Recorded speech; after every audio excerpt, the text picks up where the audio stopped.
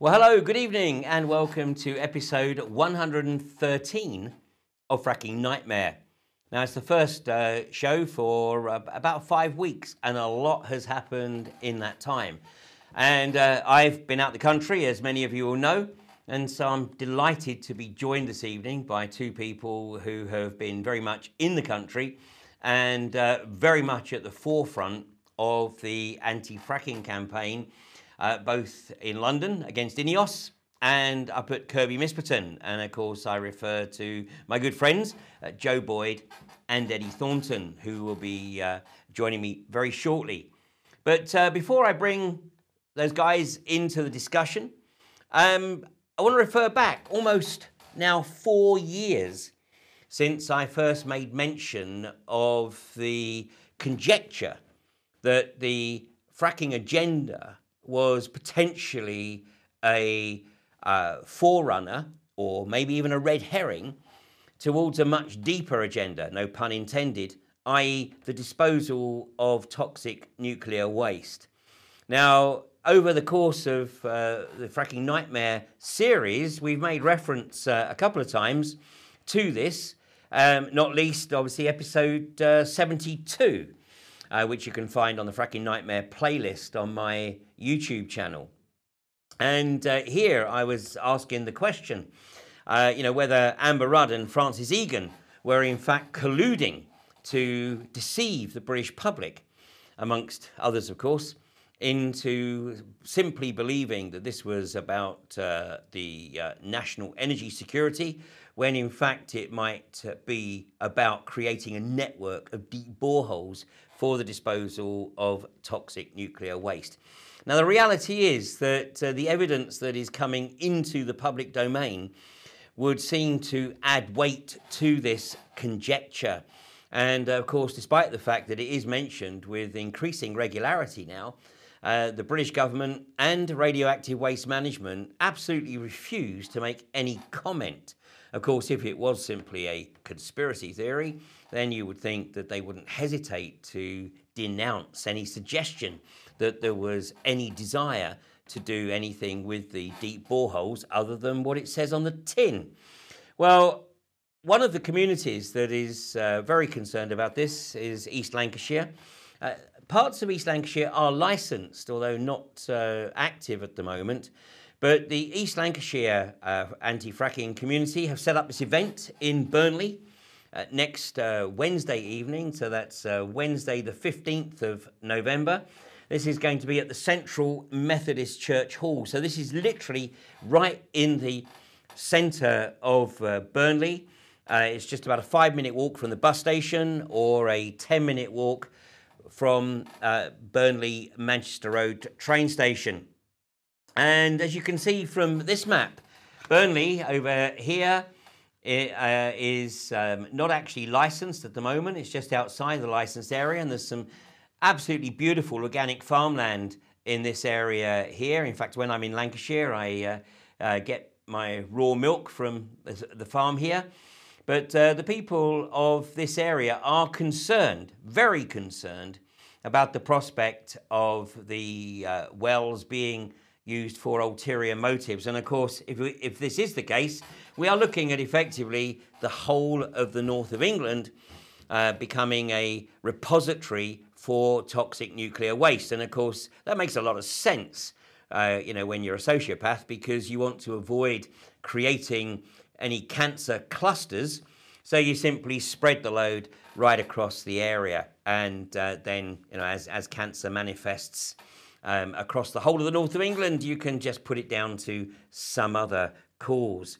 So that's next Wednesday evening, Central Methodist Church Hall at in Hargreaves Street, Burnley, BB11 1DU. Now that's a very interesting postcode, isn't it? 1DU. Depleted uranium. What a coincidence. Anyway, so if you're in the East Lancashire area, I shall look forward to you coming along. It's one of my rare public events. I now tend to spend more time on the front line or in the studio and limiting my my presentations to the annual Alternative View conference, with a few exceptions. So, that said, let's meet our guest tonight, and it's with great pleasure that I'm able to hook up with you. Joe Boyd, first of all. Joe coming to us from, I'm assuming, from Merseyside. I'm indeed, yeah. I'm at home. First time I think I've been on your show at home, so it's nice to be sitting in the office and chilling out with a cup of tea for the change. Well, and when I spoke to you earlier today, you were actually in the library of the university, and of course you're just at the front end of your masters, having been awarded your BSc, I believe, in international relations.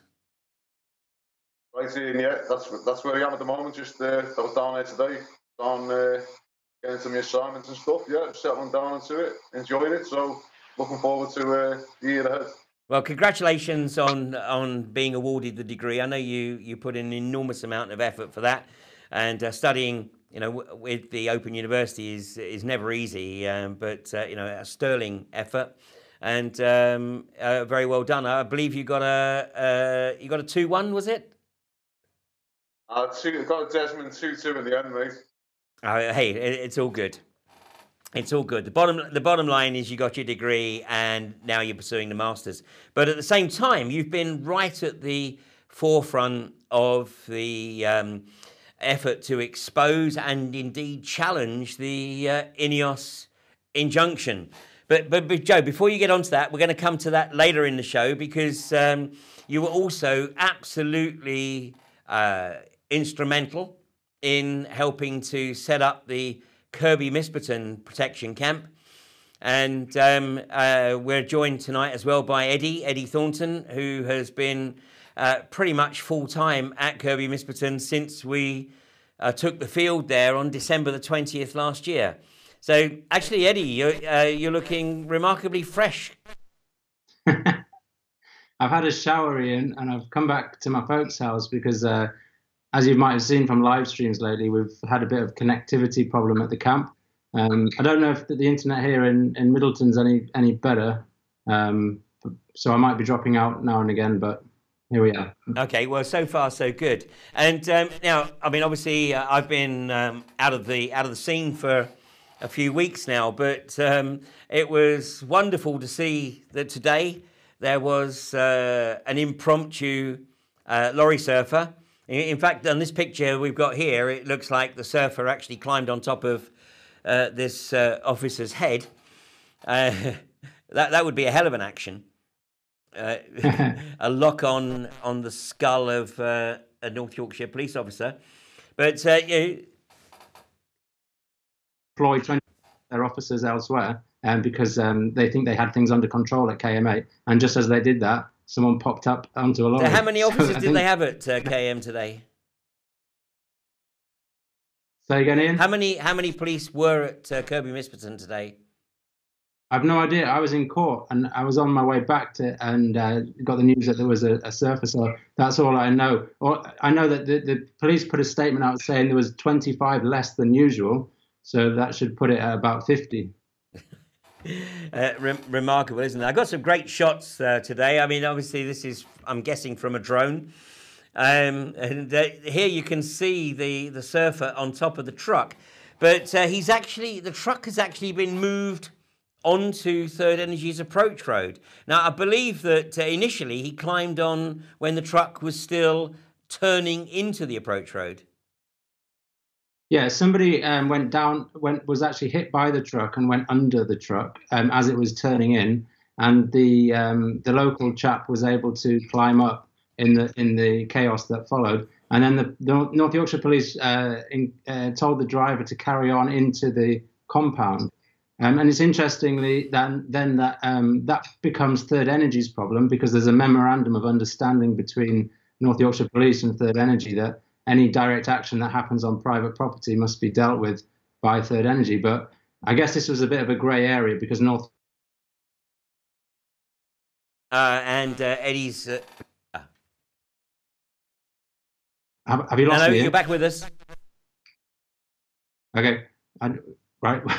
I don't know how far you got there. No, we only lost a couple of seconds. You were just saying that the lorry was instructed to drive in. Yeah, so normally that would then be Third Energy's concern, but because the police told them to do it, I guess it was the police's responsibility to bring him down. And they brought him down after dark. And it was interesting because we were watching from the top of the hill where we were droning, and we suddenly saw this little figure running across the field. And I'm not sure who it was. It may have been his wife, but somebody was able to throw warm clothes up to him beyond the security line. And then you saw the yellow security guards chasing her off down the field, but she managed to get out through the hedge. It's just another time where NLS security guards have been outfoxed by the protectors. Well, NLSS haven't had a great week, have they? But we'll come onto that in a while. Here's another great shot. I'm guessing this is also from the drone of the surfer. Now, just to make the observation, I mean, to the best of my knowledge, this is the first time this particular individual has been involved in direct action, and it's a local farmer. Absolutely. I mean, he has been involved in the campaign. He organises farmers' events down at the gates, and they've been very successful. But this was him taking things. We lost. Been greatly. Have we lost me? Okay, keep going. You're good. Well, he, along with the rest of the community, has been incredibly saddened by the amount of equipment that's been getting through the gates. And so he decided to take it to another level, and hats off to him.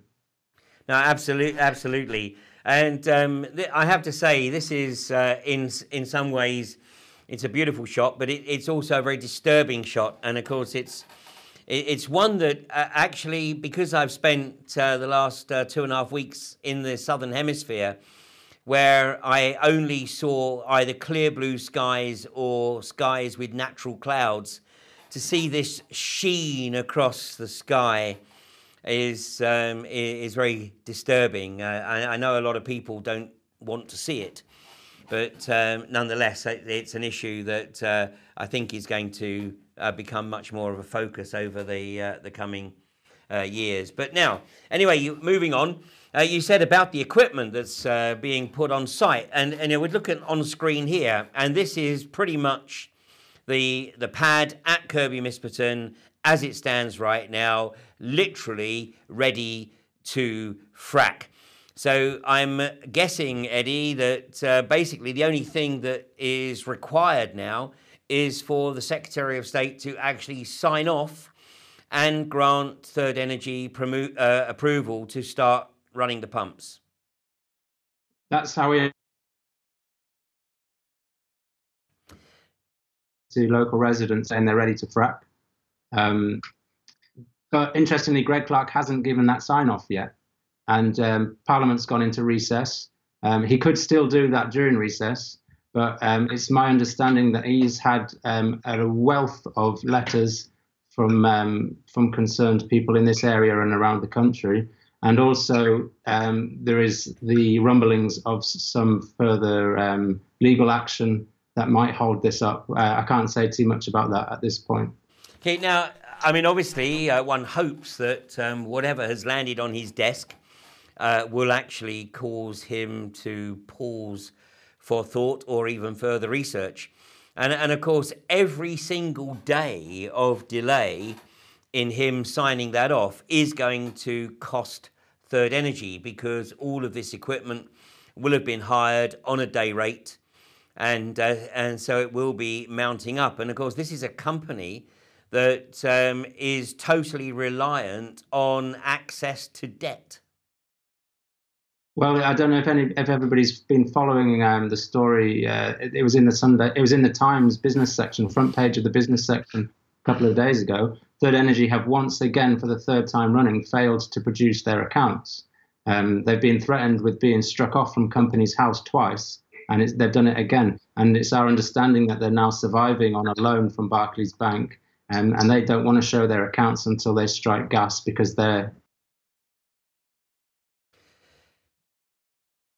going to allow to run an untested technology in our beautiful area. And Kevin Hollinrake is refusing to comment on the fact that A, their accounts are being hidden from the public, and B, they're based in the Cayman Islands, so if anything does go wrong, they can just jump ship and return over there.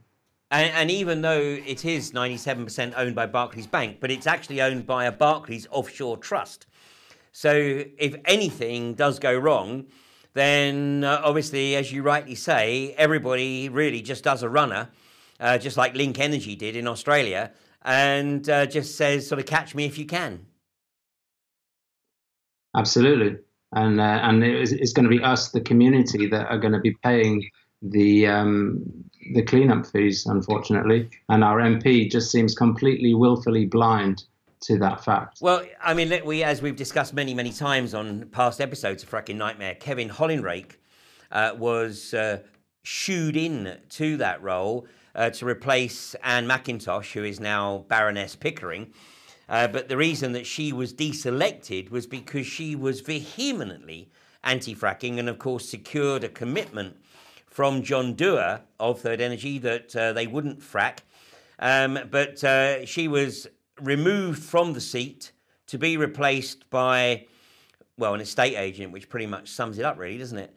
But I saw some pictures and some video footage of Kevin Hollinrake at the march in Kirby Misperton on Saturday, and to say he looked decidedly uncomfortable is a bit of an understatement. Can you hear me, Ian? Because I think we may have frozen. Yeah, I can hear you. Yeah, I cannot believe he turned up at that rally. It just shows what a Teflon man he is. He just seems to have no conscience. He was absolutely mobbed by his constituents who are furious with him.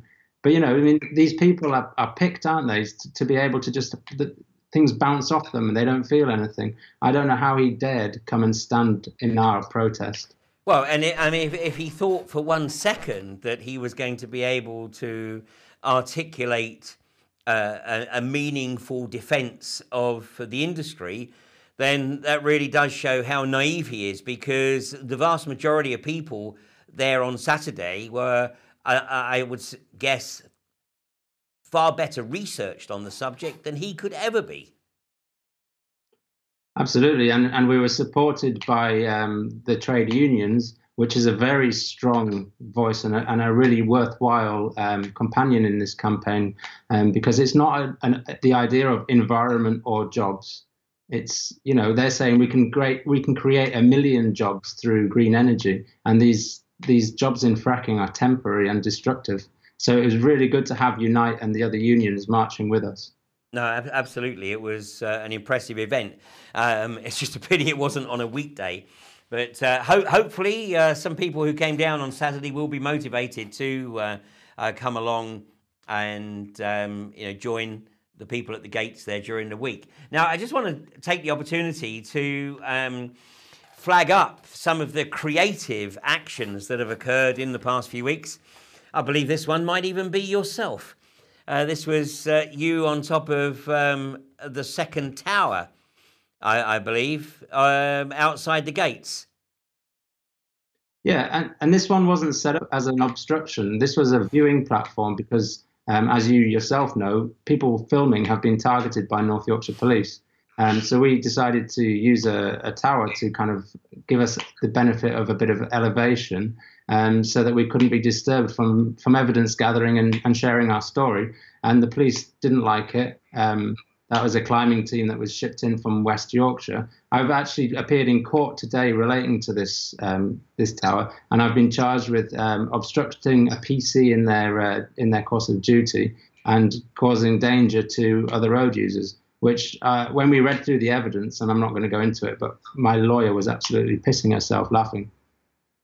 Yeah, I got a feeling that they'll just keep this one hanging over you as an intimidatory measure, and it'll probably be dropped before it actually gets to a full hearing.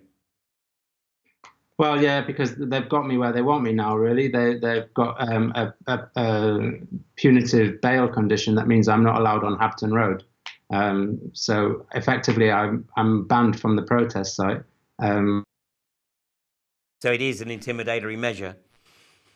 Well, but you inspired this tower, because this was Tower 3, right outside the gates, and this one seemed to cause the police no end of concern. They didn't seem to know how to deal with it. And I believe that eventually they had to get the same climbing team in to get these people out of the lock-on.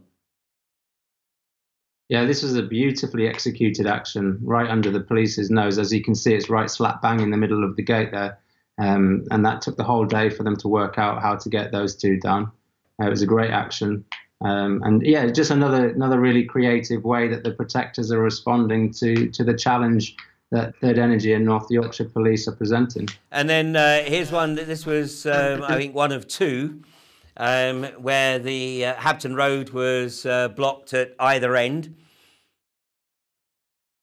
Yeah, that was very unpopular with the community. It seems like the folk of Rydell aren't as radical as, say, the French or the Spanish, who would have been blockading train stations and closing down oil refineries. This was very unpopular with the local community, well, unfortunately. Yeah, well, I think we're going to comment on that in a second. This, I have to say, is probably my favourite. I think this is one of the most creative lock-ons that I've seen. I think it was nicknamed the Bird Table.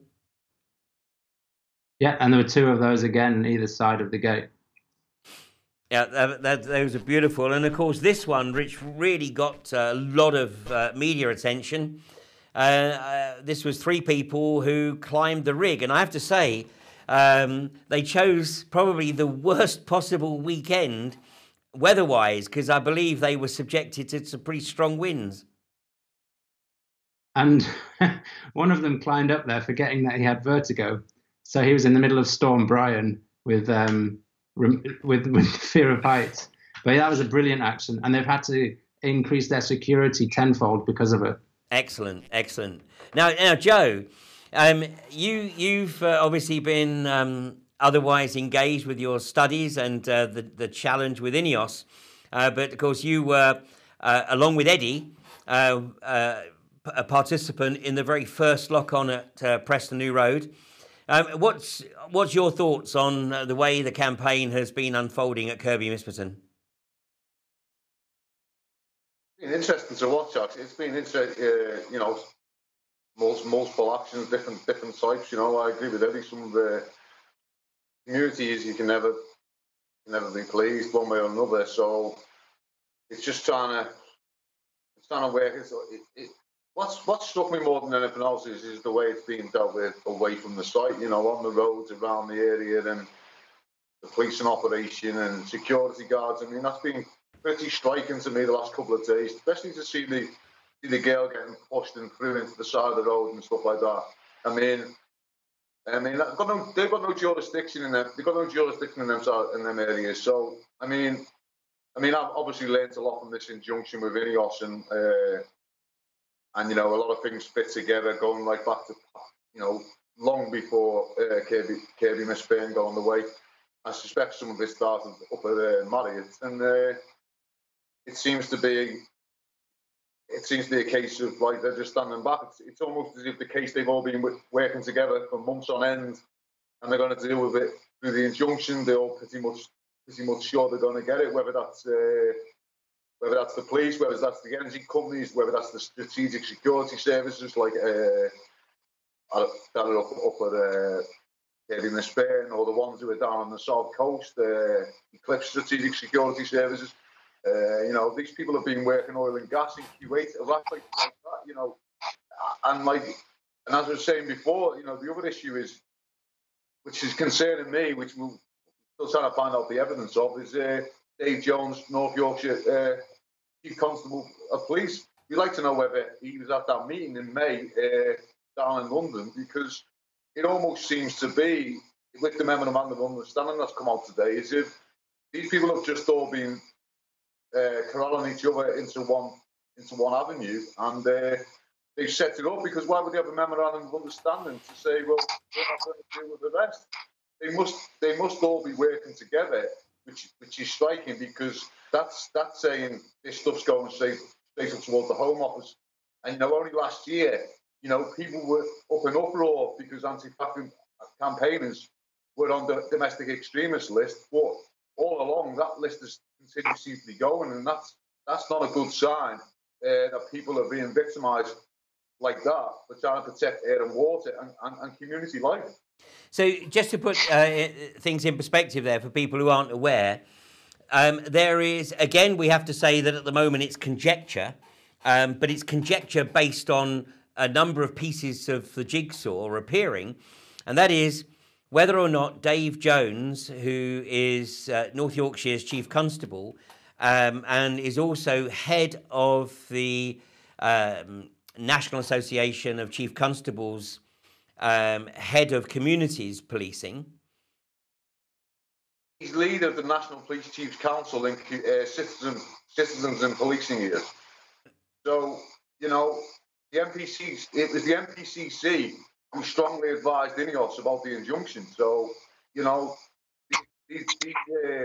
areas need to be looked at. I like you said, it's conjecture at this moment, but it's seeming more likely that they've all been working together on this issue for a long time, and that's concerning, because what's happened to they're throwing out messages saying that they're there to facilitate protests, they're there to facilitate the community and stuff like that, but all along, the National Police Chiefs Council are the ones who strongly advised INEOS for the injunction. That we know is fact, because that was in the High Court statements. So there's some stuff there that is really getting scrutinised. So if this is correct, I mean, and there's certainly some substance to this, then what it's suggesting is that the police have effectively been colluding with what is ostensibly a foreign corporation to effectively usurp existing legislation and create their own legal parameters by establishing an injunction in the High Court. Indeed, Ian, it was there. It was there in the papers. UCOG were there. The CTPNOC, which is counter-terrorism unit. So this was top level stuff, and everyone to do with the industry, policing, extremism units, they were all at this meeting. So yeah, hopefully we'll get the minutes of the meeting. We're not hopeful, but there's a FOI's gone in and stuff like that right now. But it's stuff that we need. It's stuff that people should be knowing. This is public. These are public bodies. And people are being misled. Well, I mean, I don't say this lightly, but in many respects, the UK is effectively an experiment.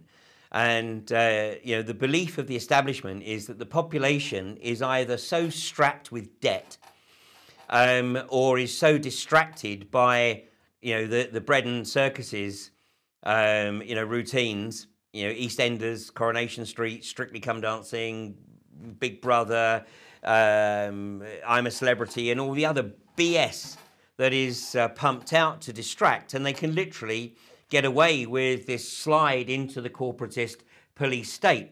And sadly, in North Yorkshire, this is still what most people in North Yorkshire believe that North Yorkshire police is all about, because it's a relatively crime-free area.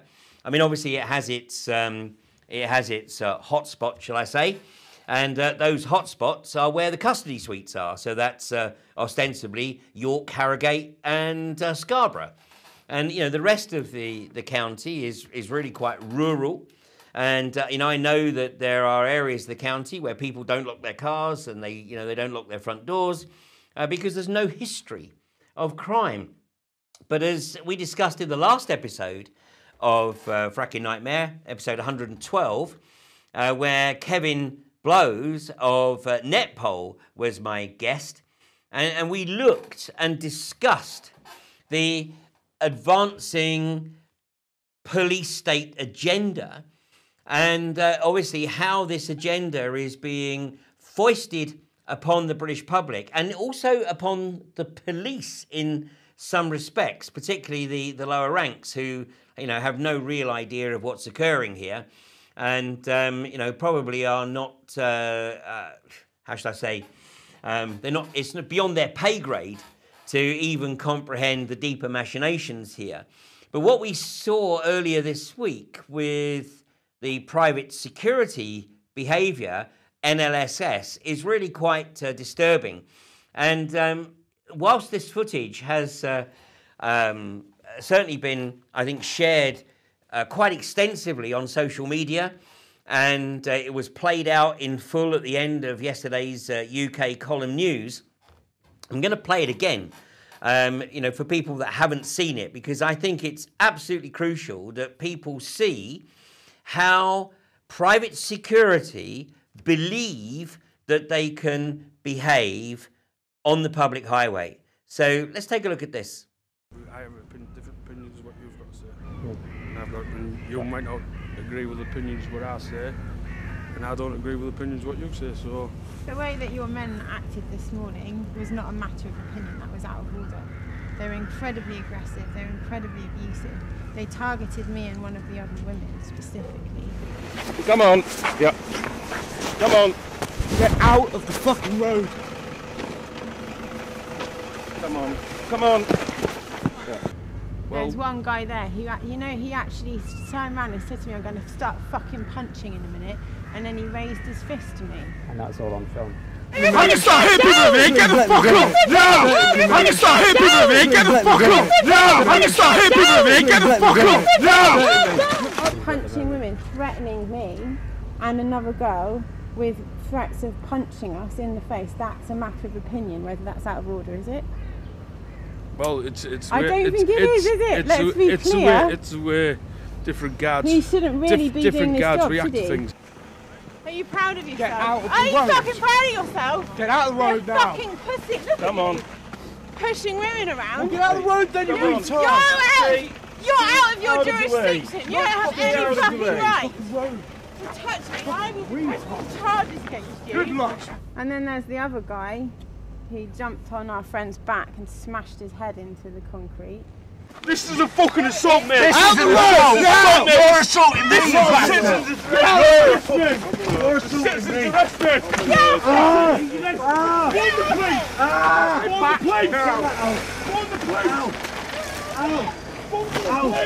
Let me go, mate. Just fucking let me go. Warn the police! Calm down. Warn the police! Come on. Warn the police! I'm gonna start hitting people with it. Get the fuck off! No! At the end of the day, it's just assaulting me. Let me go, mate. You heard me. Please, mate. It's a man. Calm down. Please, mate. Stay You there. Please. hurt me, mate. Stay down. Come on. I can't breathe. Do you think that that's acceptable? If it was to his reasonable force. It wasn't reasonable force. How is that possibly reasonable force?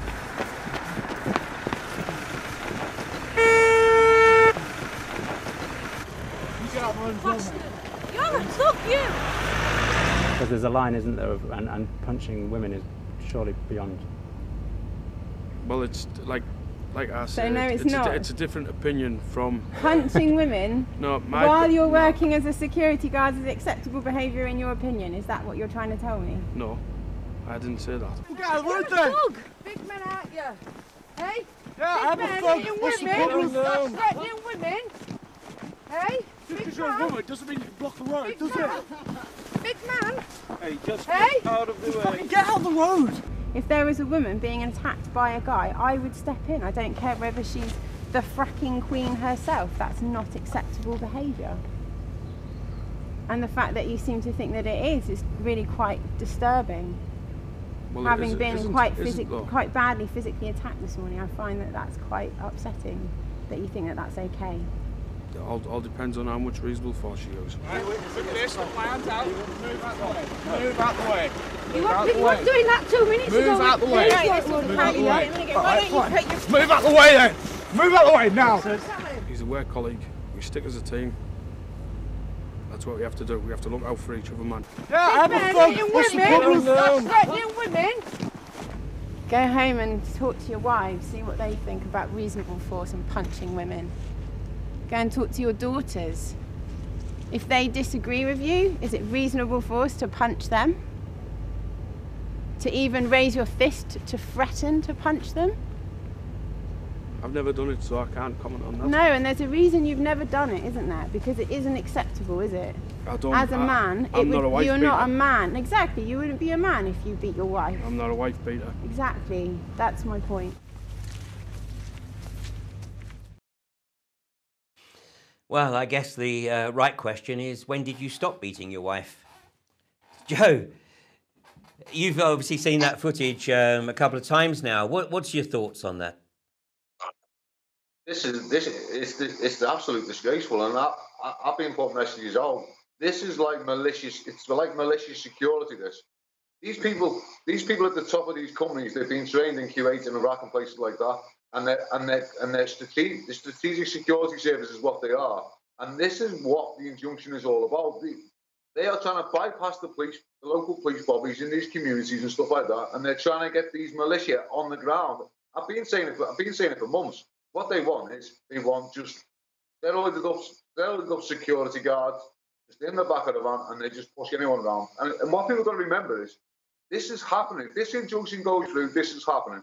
This is going to happen to your mother, your grandmother, wherever they are. You may be working down in London while your grandmother or your mother is living in a rural village. But these people are coming in, and they're just going to roughshod over anyone, push anyone out the way. Whatever they've got to do, that's what they're ordered to do. That's what this is about.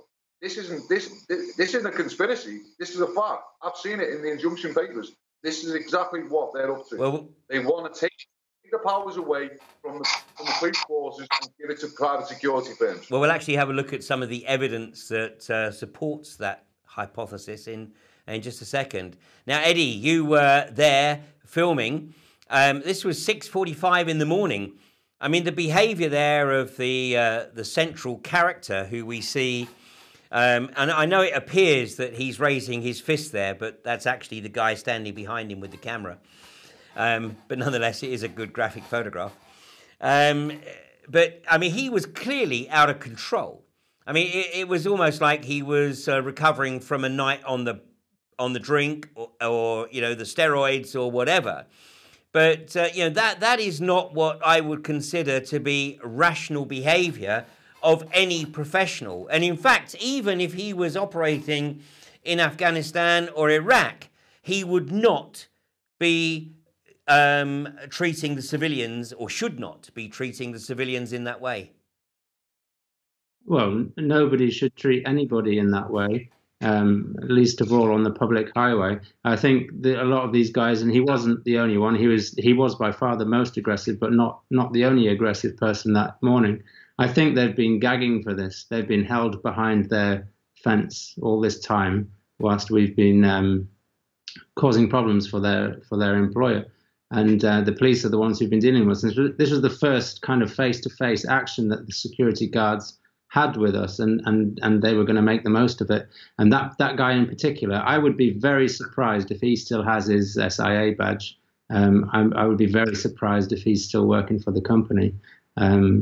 Derek Led of NLSS would be crazy to keep him on the list. Well, let's have a look at Derek Laird, because I think this is a real enigma. Because this is the last published accounts of Next Level Security Services, and you know, he had a similarly named company which he liquidated before setting this one up. And as we know, there's normally a reason for doing that. It's normally to escape some liabilities that your previous limited entity has ramped up, and then start afresh with another limited company. And as you can see, although this is from 2016, you know, they're not exactly in great shape. I mean, they only had £1,000 in cash. They had a negative net worth of £3.2 thousand, assets of £6.4 thousand, and liabilities of nearly £10,000. And Derek Laird is the sole proprietor of this company. And as Joe rightly acknowledges, most of these guys are ex-military. And in fact, he also had a security recruiting company.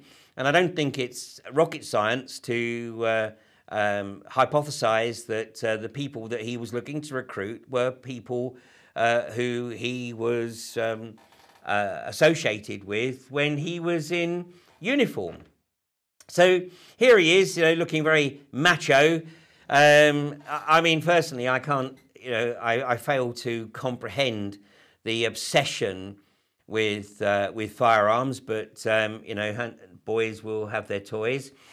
But nonetheless, Derek Laird has an interesting history, because just a few years ago, this is from the Stockton Press, and it was reported that Army veteran on battle against cancer that was only discovered when his wife urged him to get checked. And this is referring to Derek Laird, who says, "I had total confidence in the hospital staff who were there to save me." Now, he had a very fast-growing lymphoma tumour, and he decided that he would undergo chemotherapy.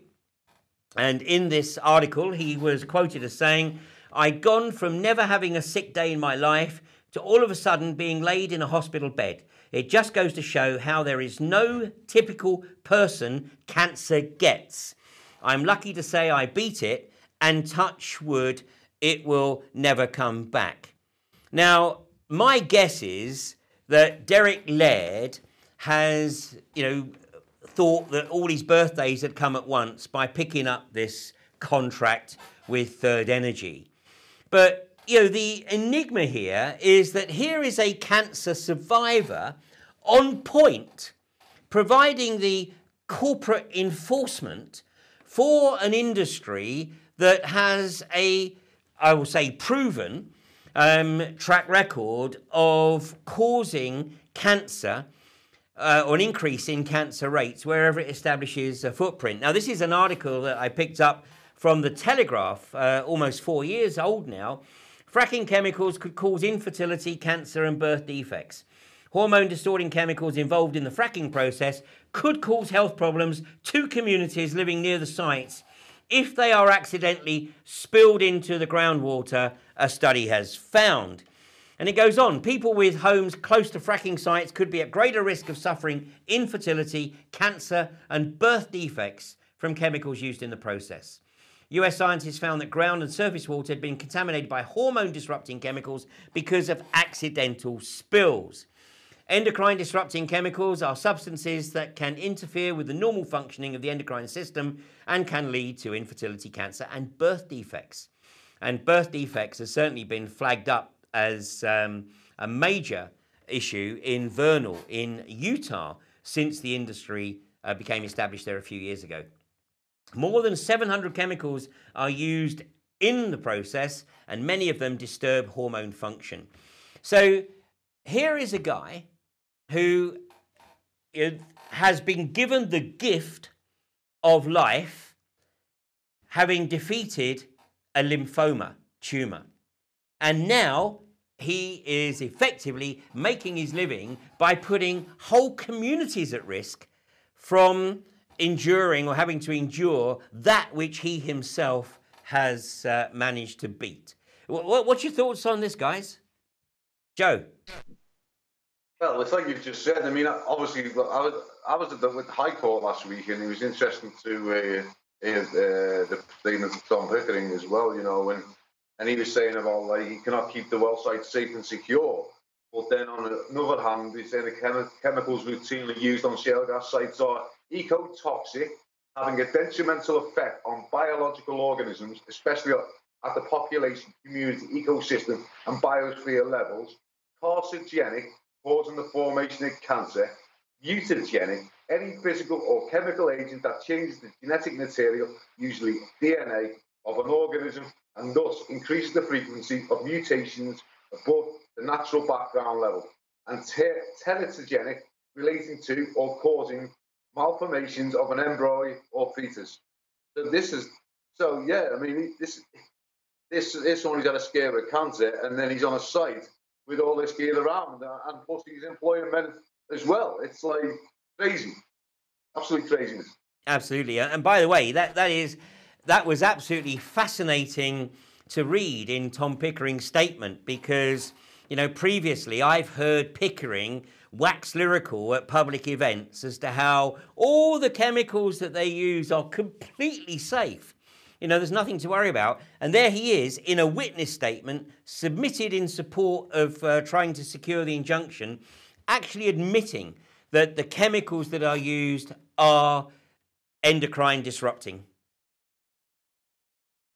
Absolutely. Eddie, what's your thoughts? Well, me and Derek have a bit of a personal thing going on.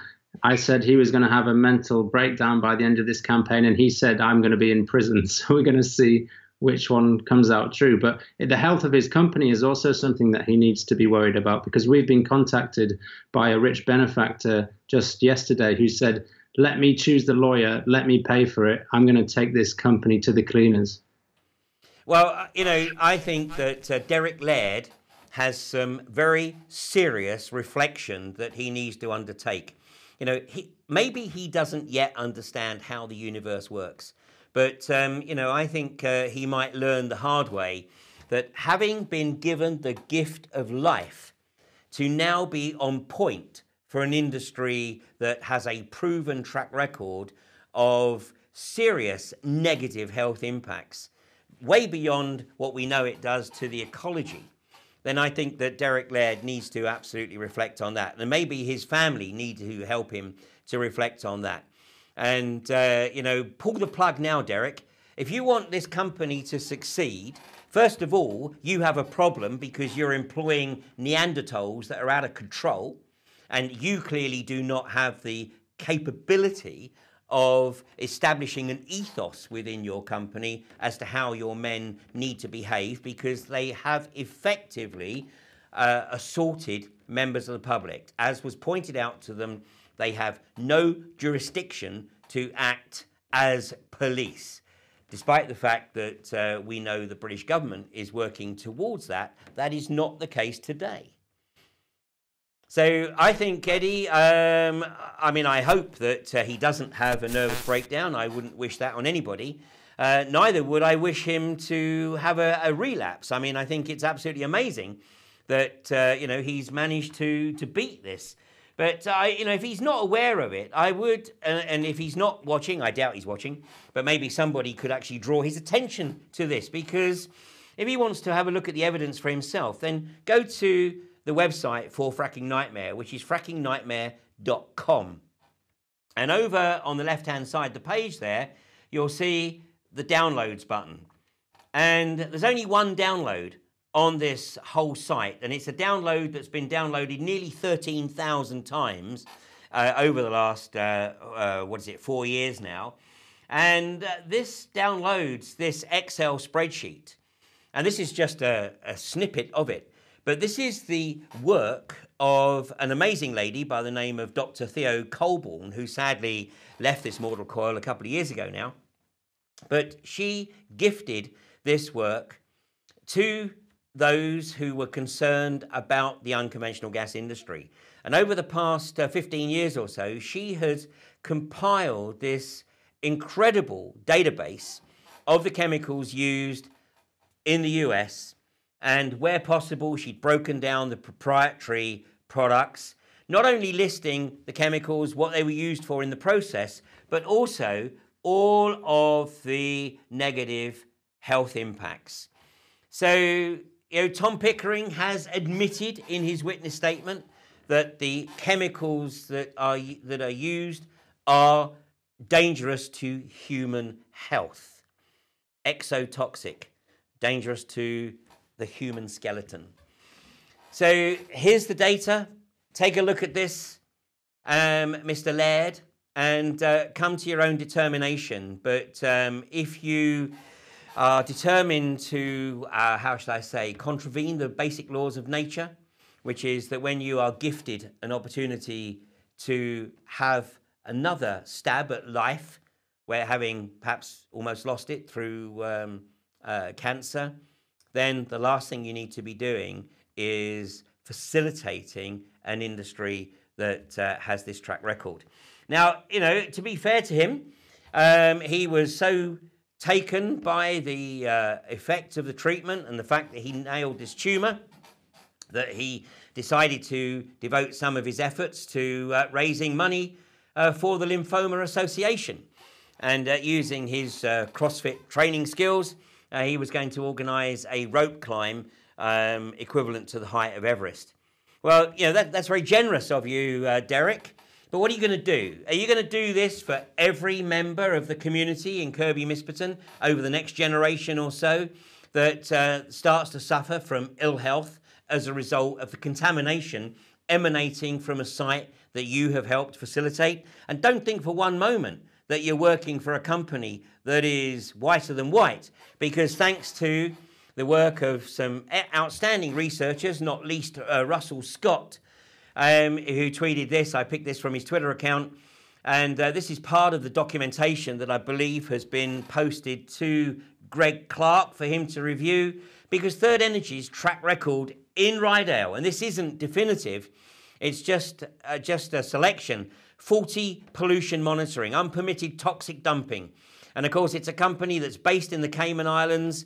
The parent is based in the Cayman Islands. Barclays, which owns 97% of Third Energy, the investment fund that they're part of is based in the Cayman Islands. They've had gas leaks, permit breaches, and water contamination. So, Derek Laird, please think long and hard about your role, not only with your security company, I'm sure there's other security work out there, but your role with Third Energy. So, anything you want to add to that, guys? No? The whole Joe. whole operation is full of cowboys, mate. Simple as that. It's just cowboys. We were warned of that, and the light is being shined right on it right now. I mean, I would ask John Dewar to reflect, but that's not possible. I mean, you know, John Dewar, you've only got to look at the guy's behaviour and, you know, the way in which he conducts himself. He's not capable of reflection. He has a very casual relationship with truth and with facts, which is exactly as we've seen Tom Pickering. And unfortunately, of course, you know, this goes right through the industry. And I mean, sadly, you know, these guys are not concerned about the impact on health, on livestock, on the wider ecology. They're only interested in, you know, the reward. Now, to move on to the policing side of this, as you rightly observed, Joe, this is part of a strategy to effectively destroy the British police as we know it, and certainly as the residents of North Yorkshire think they know it, with Nick Berry riding a 1960s moped across the moors. So this is from the Guardian today, would you believe? Britain's police budgets to lose 700 million by 2020 amid rising crime. The police chiefs put realistic sum at 400 million a year extra, as officer numbers projected to fall by almost 3,000 by the same year. And of course, this is part of the deliberate strategy to remove the police from corporate enforcement. So what they want to do is effectively minimise the police force as we know it and move towards private security. And I mean, not that I necessarily picked on any one of the media, but you know, The Sun, you're nicked. Private security guards from G4S and Serco could be handed power to make arrests. Now, obviously, this won't be rolled out across the whole shebang overnight. It'll start with court enforcement, but you know, we know where it's going. It's the totalitarian tiptoe, as it were. And in The Guardian, revealed government plans for police privatisation. But that is from 5.5 years ago. And so many of us have been talking about this for some time now, but now we are seeing it up close and personal. And I think I did mention this in the last episode of Fracking Nightmare when I was talking with Kevin Blows. But this was a screen. This is a screen grab from yesterday's edition of UK Column News. And this is a reference to a couple of quotes. And Danny Kruger, Cameron's ally and one-time advisor, was forced to resign as a Tory candidate for Sedgefield after he was quoted as saying that the Conservatives plan to introduce a period of creative destruction in the public services. And then Nicholas Bowles, MP, is quoted in The Guardian and elsewhere by saying the Prime Minister and his deputy, Nick Clegg, want their people power revolution to unleash chaotic effects across local communities. Chaotic, therefore, in our vocabulary, is a good thing. And then to top that, this is one of the, well, in fact, it was the final paragraph in a high-level government communique that was shared with me at an event in London on October the 8th, where it actually stated that North Yorkshire and Lancashire police have been effectively set up to destroy the last vestiges of trust between the police and the local community. And then this was the final sentence. The objective is to achieve a motivation for change which is greater than the motivation to remain with the status quo. And that motivation for change is about moving corporate enforcement responsibilities from the police to private security, and obviously G4S and Serco being on point, but then the smaller outfits like Next Level Security, NLSS, obviously picking up the the dross contracts that G4S and Serco don't want or can't handle. So does that pretty much concur with your thinking on it, Eddie? Yeah, and it's terrifying because although I see the police as being fairly corrupt, there is still a degree of accountability there with freedom of information and with complaints and the IPCC. But these corporations will have a steel wall around them, and we won't be able to get anywhere. And it makes me sick that as a protector, I am also enforcing the Tory policy to erode the public's confidence in the police. And I see that every day in my community, where these rural people who have always thought the government was there to protect them and the police were there to serve them are having the veil lifted from their eyes, and they're devastated. And it's a bit of a paradox, because we are the people who are kind of enacting this Tory policy with our confrontation with the police and with disclosing what they're doing. And I don't really know how to do it in any other way. I mean, it is a real dilemma, that's for sure. Joe, what's your thoughts?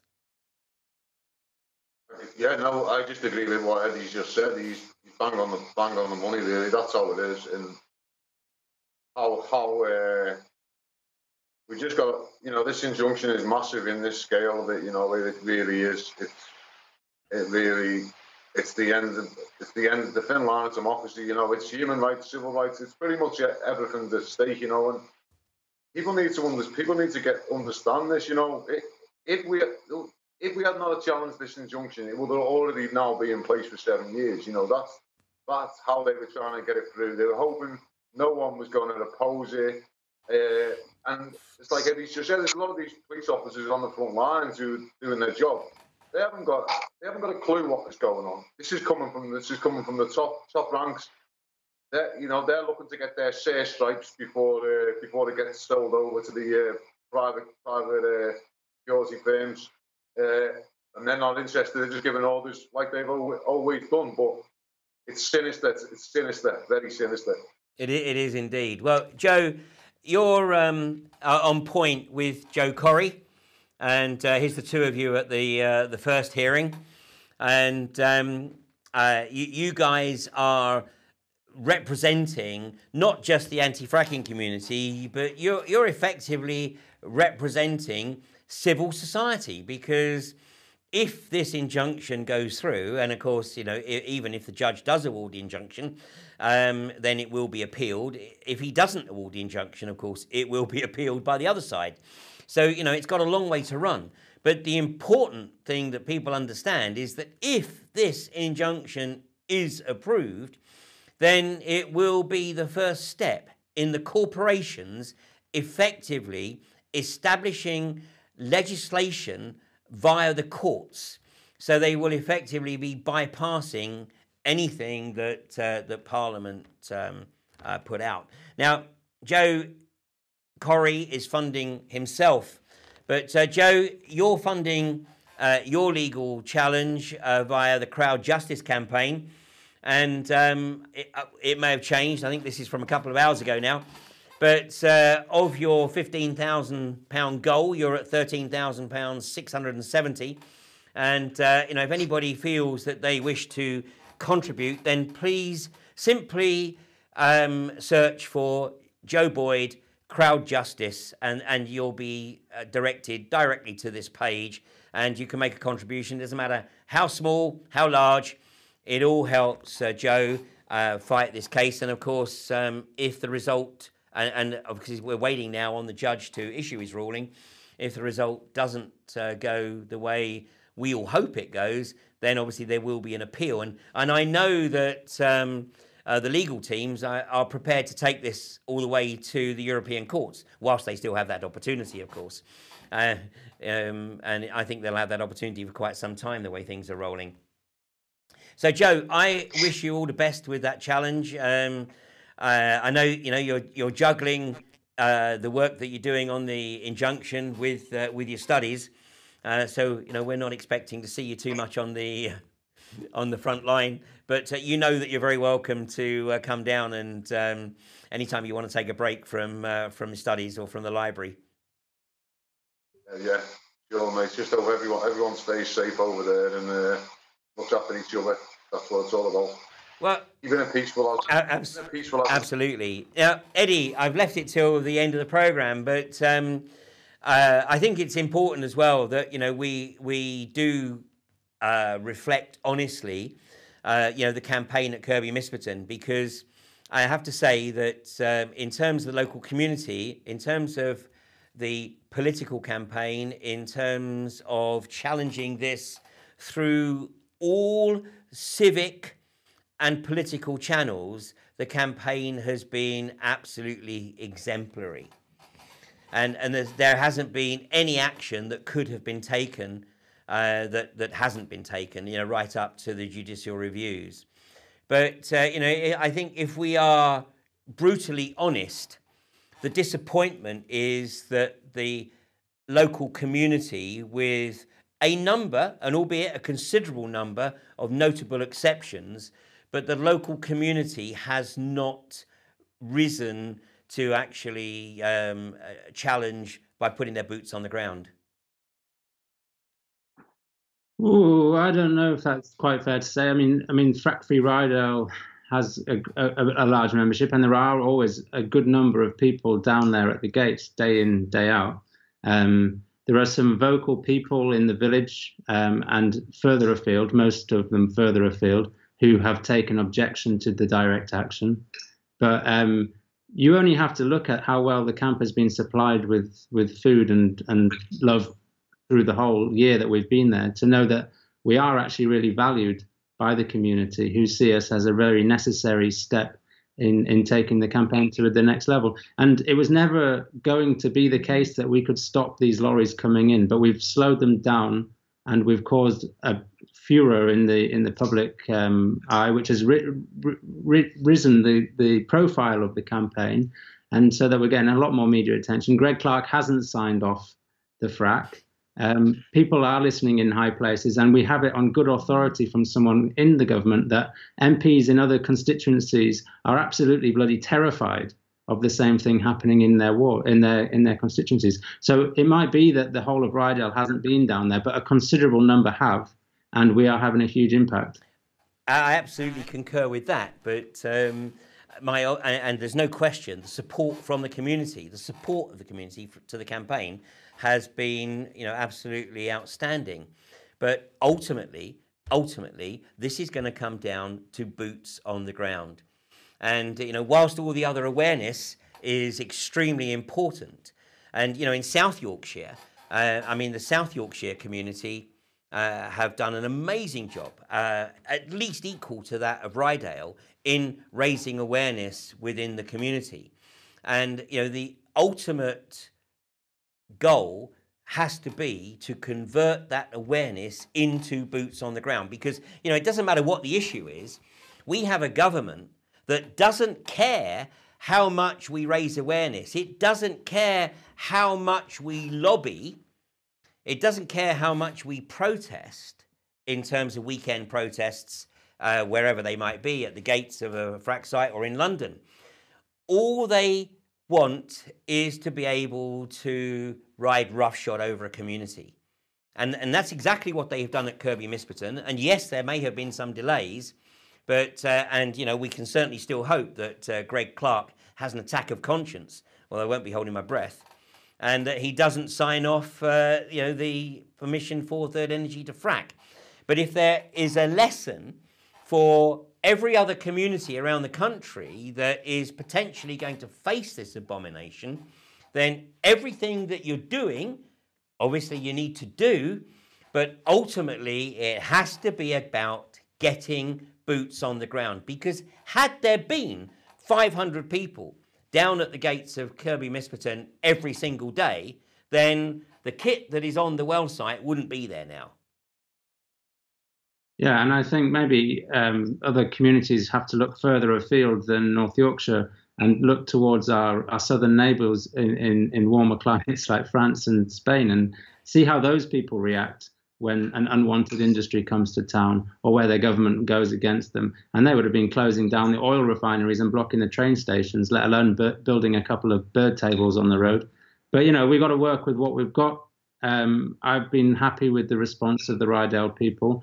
They're not going to go away if this test frack happens, and hopefully the resistance will continue to build.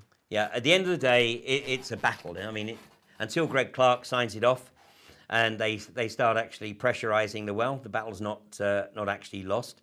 And of course, we can also hold out the hope that Halliburton do a rattling and screw up, and that, you know, they lose control of the well, they get fire in the hole, they have to abandon the well.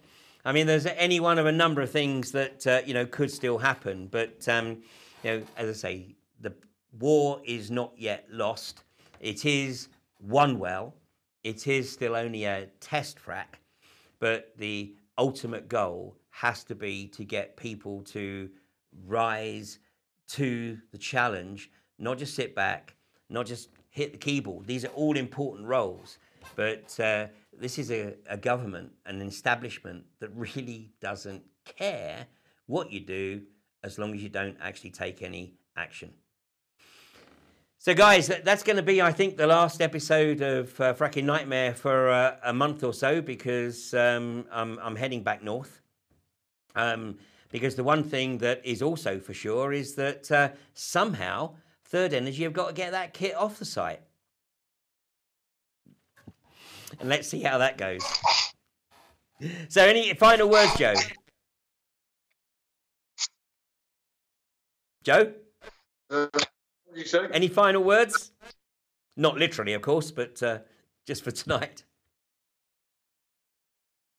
Yeah, just as I say, just keep getting the word out about this injunction. Let people know what it means in all movements, not just in fracking. This is about everyone. This is about civil liberties in this country, and like, people need to see what's about to occur. If they don't, they come down the road in 2 years' time and they'll say, "How did this happen?" And once it's in the law book and it sets a precedent, it'll be too late. So it's time for people to start talking about this stuff and building within the communities, talking with all movements and bringing solidarity. So yeah, and like I said before, everyone to stay safe up on the front lines in North Yorkshire. It's cold, it must be cold up there. I know what it's like in winter, and fair play to them all. Solidarity and respect. And good luck with your challenge in the High Court, Joe. Let's fingers crossed that the judge also has not just an attack of conscience, but actually comprehends the law and upholds the law and doesn't succumb to the how should I say, the waxing of INEOS. Eddie. Yeah, I want to just say thanks to Joe and to the other Joe, both Joes, for their tireless work. Like, they've had to go through a mountain of evidence for this trial. I know Joe's been working incredibly hard whilst doing his degree, so thanks, mate. You're doing it for us all. And like you said, not just for the fracking movement, it's for civil liberties across the whole country. So thanks a lot, mate. And Ian, really looking forward to having you back. You've had a month in Mozambique, wherever you've been. It's going to be great to have our silver back on the front line. Yes, I'm working my way up to it. Now, I shall see you soon. Obviously, I have the event in Burnley next week.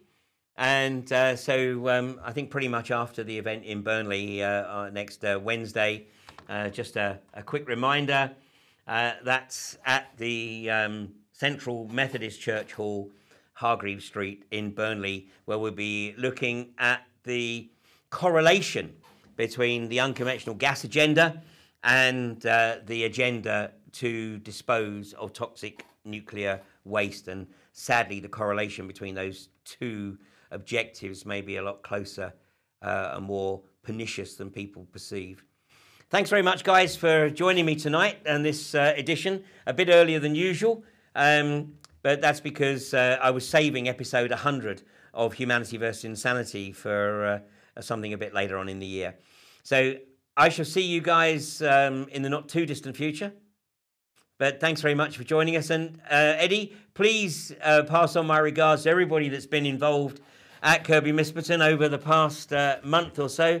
It's been an absolute joy to see some of the creativity that's been put into some of those actions. And I know that for many of the local community, it's been a very emotional period.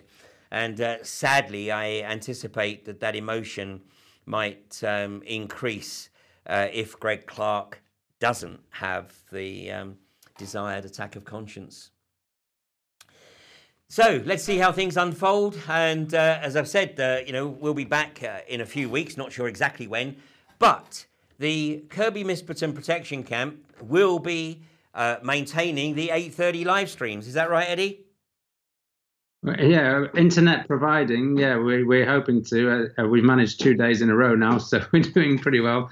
Not sure what's happening tomorrow, but you can expect an 8:30 live stream. So that's an 8:30 a.m. update from Kirby Misperton on the Kirby Misperton Protection Camp Facebook page. So if you want to get those updates, then check them out on a daily basis. And at some point, I'll be contributing to those as well. So thanks a lot, guys. Absolute pleasure to speak with you. And thanks very much to Mike Robinson, who once again has been working behind the scenes, making sure that all the technicalities of the show are taken care of, not least keeping Eddie on air here, because I know that was a bit tough tonight.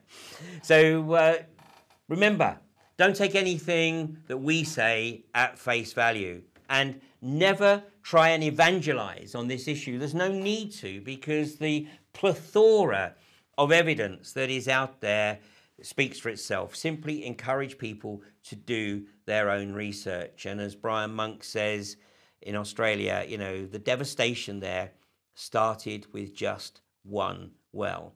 Well, even if they do get their one well at Kirby Misperton, let's do everything we possibly can to make sure that that's the only one. Thanks a lot, and I'll catch up with you soon.